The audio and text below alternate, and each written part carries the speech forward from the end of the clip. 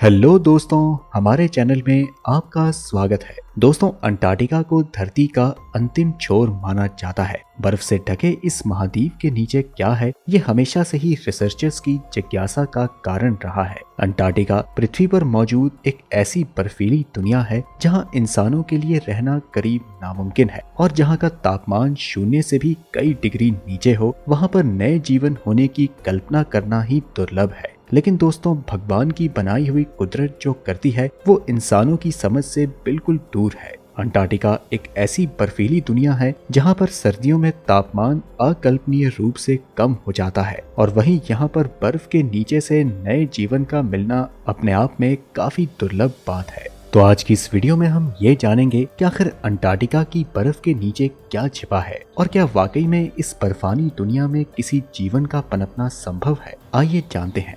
दोस्तों, 1,42,00,000 square kilometre में फैला अंटार्कटिका दुनिया का 5वां सबसे बड़ा महाद्वीप है। यहाँ हर तरफ बर्फ का राज है और जमीन पर बर्फ की मोटी चादर बिछी हुई है। करीब 53 लाख साल पहले अंटार्कटिका बहुत गर्म स्थान था, इतना गर्म कि इसके किनारों पर खजूर के पेड़ आसानी से उग जाते थे। यहाँ का तापमान उस समय 20 डिग्री सेल्सियस से ज्यादा ही रहता था। अंटार्कटिका को दुनिया का सबसे बड़ा रेगिस्तान भी कहा जाता है क्योंकि यहाँ साल में 200 मिलीमीटर से कम बारिश होती है, जो कि भारत की तुलना में 6 गुना कम है। और इतना ही नहीं, इस कॉन्टिनेंट पर 20 किलोमीटर प्रति घंटे की औसतन रफ्तार से हवाएं चलती हैं और ये 300 किलोमीटर प्रति घंटे की स्पीड से भी ज्यादा हो जाती है। अब इन सभी फैक्टर्स को सुनने के बाद आप ये समझ ही चुके होंगे कि ये जगह हम इंसानों के रहने लायक तो बिल्कुल भी नहीं है। लेकिन जरा रुकिए, पहले इस तस्वीर को देखिए। गूगल अर्थ से ली गई अंटार्कटिका की इस तस्वीर में हमें जमीन पर पिरामिड के आकार का एक स्ट्रक्चर दिख रहा है। कॉन्स्पिरेसी थ्योरिस्ट का मानना है कि अंटार्कटिका में यहाँ पर रहने वाली प्राचीन मानव सभ्यता के सबूत मौजूद हैं। दोस्तों, आज से करीब 500 साल पहले जब गूगल अर्थ जैसी कोई भी चीज वजूद में नहीं थी, तब ऑटोमन एम्पायर के एक कार्टोग्राफर पेरी रीस ने दुनिया का एक मैप बनाया। अब इस मैप का पूरा हिस्सा तो आज मौजूद नहीं है, पर अब जो हिस्सा बचा है इसमें हम यूरोप का western coast, north Africa, Brazil और अंटार्कटिका का डेमोन्स्ट्रेशन देख सकते हैं। अब सवाल ये है कि अंटार्कटिका की खोज तो साल 1820 में हुई, तो फिर 16वीं शताब्दी में ये मैप कहां से आ गया। ऐसे में पेरेरिस ने अपनी राइटिंग में इस मैप का स्रोत क्रिस्टोफर कोलंबस की यात्राओं को बताया है। साथ ही में उन्होंने पोर्तुगीज द्वारा लूटे गए 4 भारतीय मैप को भी दिखाया। तो सवाल ये है कि क्या सच में अंटार्कटिका की बर्फ के नीचे किसी समय इंसान रहते थे और क्या आज भी अंटार्कटिका की बर्फ के इस चादर के नीचे जीवन पनप रहा है। साल 2014 में अंटार्कटिका में एक हैरान कर देने वाली खोज हुई। दरअसल अंटार्कटिका में वैज्ञानिकों को बर्फ के नीचे एक इंसानी खोपड़ी मिली। ये अंटार्कटिका में मिलने वाली पहली इंसानी खोपड़ी थी, जिसके मिलने के बाद इस बात का सबूत तो बिल्कुल पक्का हो गया कि अंटार्कटिका में पहले इंसान रहा करते थे। लेकिन दूसरी हैरान कर देने वाली बात ये थी कि इस खोपड़ी का जो स्ट्रक्चर था वह काफी ज्यादा वियर्ड था। साफ साफ देखा गया कि आज के जमाने के इंसान की खोपड़ी से ये खोपड़ी काफी अलग है। इनके सर जरूरत से ज्यादा बाहर निकले हुए थे और पहली नजर में तो देखने पर यह मालूम पड़ता है कि ये किसी एलियन के सिर की खोपड़ी है। लेकिन वैज्ञानिकों ने इस बड़े हुए हिस्से का एक कारण बताया। प्राचीन समय में कुछ ऐसे रिचुअल्स चलते थे जिनकी वजह से इंसानों की खोपड़ी का जो स्ट्रक्चर था वह ऐसा हो जाया करता था, जो कि 2 स्कल के आकार जितना हो जाता था। लेकिन दिमाग घुमा देने वाली बात तो ये है कि ये जो प्राचीन रिचुअल्स हैं, ये तो केवल दुनिया के एक ही जगह पर फॉलो किए जाते थे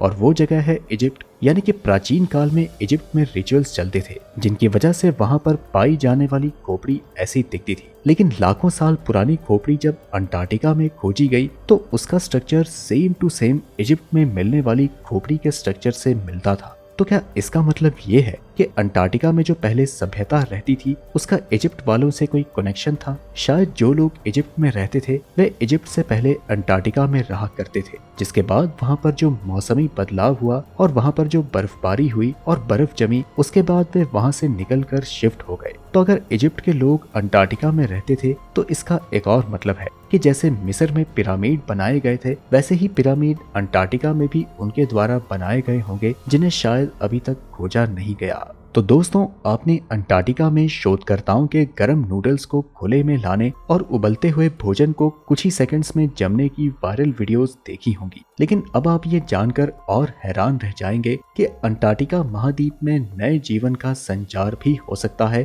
और नई जिंदगियां भी बर्फ के अंदर कई मीटर नीचे फल फूल सकती हैं। पेंगुइन और व्हेल ने इस आवास को हजारों सालों से अपना घर बना रखा है, लेकिन ये महाद्वीप ठीक वैसा नहीं है जैसे कि किसी के दिमाग में आता है जब कोई फलता फूलता वन्य जीव या जीवन की बात करता है। इसके बावजूद वैज्ञानिकों ने अंटार्कटिका में मौजूद दुर्लभ जीवन को खोजने में कामयाबी हासिल की है, जिसे खोजने के बाद कुछ वैज्ञानिक भी हैरान रह गए। प्रकृति का खेल अद्भुत है और इसके पास हर दम इंसानों को चौंकाने वाली चीजें होती हैं। अंटार्कटिका में एक नई खोज ने फिर से यही साबित किया। ऊपरी सतह पर तो अंटार्कटिका एक बर्फीले कब्रिस्तान जैसा दिखता है, लेकिन शोधकर्ताओं ने पाया है कि हजारों सालों से बर्फ की शेल्फ के नीचे प्रचुर मात्रा में जीवन पनप रहा है। ब्रिटेन और जर्मनी के शोधकर्ताओं ने अंटार्कटिका में एक आइस शेल्फ के नीचे जीवन पाया है। आपको जानकर हैरानी होगी कि अंटार्कटिका में बर्फ के अंदर कई मीटर नीचे जानवर भी पल रहे हैं। वैज्ञानिकों को बर्फ के नीचे ज्यादातर कीड़े और अन्य जानवर मिले हैं जो कि शैवाल को खाकर अब तक जिंदा रहे हैं। इस जमे हुए अंटार्कटिका महाद्वीप के भीतर गहरे जीवन की खोज अपने आप में एक बड़ी बात है। पहले ये सोचा गया कि अंटार्कटिका में जीवन होना संभव ही नहीं है, क्योंकि सैकड़ों मीटर बर्फ की चादरें जीवन के फलने फूलने के लिए अनुकूल परिस्थितियां प्रदान नहीं करती हैं। लेकिन जब वैज्ञानिकों ने बर्फ के अंदर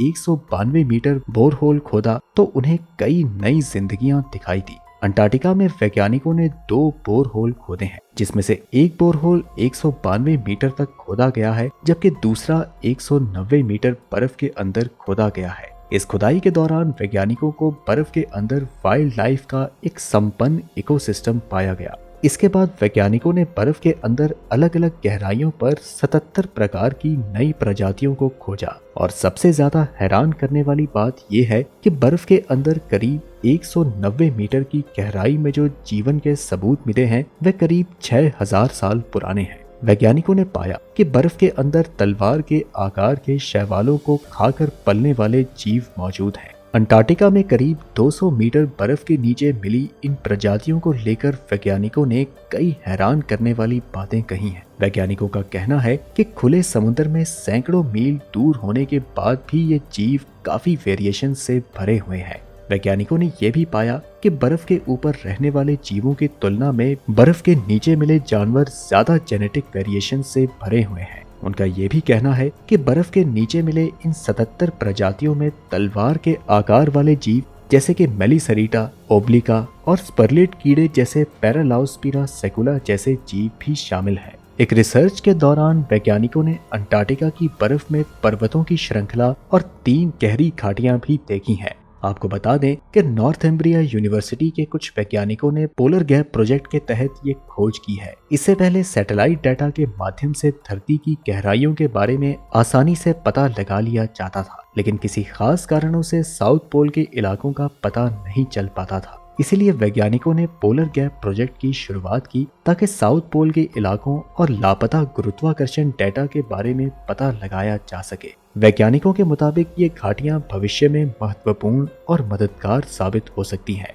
अगर क्लाइमेट चेंज के चलते बर्फ की शीट पतली होती है तो ये पहाड़ियां ग्लोबल सी लेवल को बढ़ाने वाली उस गति को तेज होने से रोक सकती हैं, जिस पर बर्फ अंटार्कटिका के सेंटर से समुद्र तक बहता है। आपको बता दें कि अंटार्कटिका की बर्फ से मिले 3 घाटियों में से फाउंडेशन ट्राउ नाम की घाटी सबसे बड़ी है। वो 350 किलोमीटर से अधिक लंबी और 35 किलोमीटर चौड़ी है। इसे इस तरह से समझा जा सकता है कि इसकी लंबाई लंदन से मैनचेस्टर की दूरी के बराबर है, जबकि इसकी चौड़ाई न्यूयॉर्क के मैनहट्टन आइलैंड की लंबाई से 2.5 गुना ज्यादा है। इसके अलावा 2 अन्य घाटियां भी समान रूप से विशाल हैं। पेटरसन ट्राउ 300 किलोमीटर से अधिक लंबी और 15 किलोमीटर चौड़ी है, जबकि ऑफसेट रिफ्ट बेसिन 150 किलोमीटर लंबी और 30 किलोमीटर चौड़ी है। दोस्तों, अगर आपको अंटार्कटिका में काम करना है तो सबसे पहले आपको अपने दांत और अपेंडिक्स को निकलवाना पड़ेगा, भले ही वो एकदम स्वस्थ ही क्यों ना हो,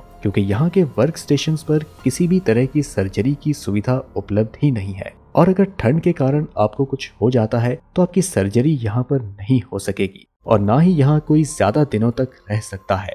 तो दोस्तों आज के लिए इतना ही, और अगर आप भी अंटार्कटिका के बारे में कुछ और जानते हैं तो हमें कमेंट में जरूर बताएं। हम जल्द आपसे अगली वीडियो में मुलाकात करते हैं।